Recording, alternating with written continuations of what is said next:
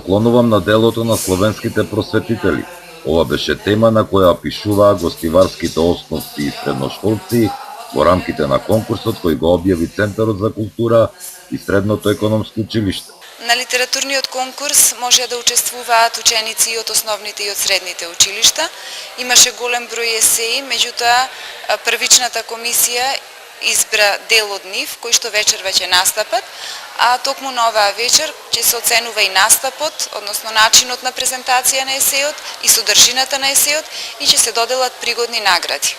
Тенденција ни е овој литературен конкурс да прерасне во традиција и секоја година да се повторува, со цел и Гостивар да има една културна манифестација. Најдобрите состави беа презентирани пред присутните, а авторите Ангела Чаловска, Харис Мурич, Марија Петровска, Росана Шареска, Ангелина Крстевска, Симона Ѓоргиевска и Руфи Идризовска беа наградени со книги кои ги обезбеди Центарот за култура.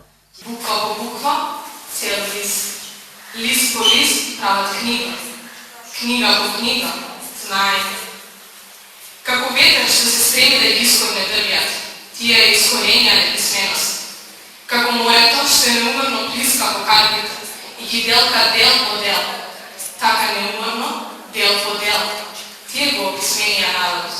Работете ноќно, се додека не влегува сече срце, се додека не соплија сече душа, се додека не прогледа и последниот Словен.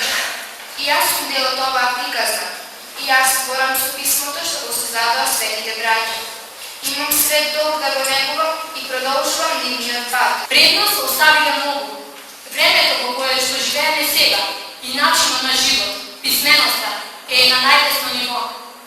Информациите од кои ние црпиме знаење и се надофатуваме, веќе се напишани и стојат токму пред нас. Можеме лесно да дојдеме до нив. Но дали сме се запрашали кој ги создал тие букви, кои една по една определуваат некое значење? Одбележувањето на денот на сесловенските просветители Кирил и Методи продолжува и викендот. Во понеделник е закажан надпревар на знаење на македонската литература и книжевност.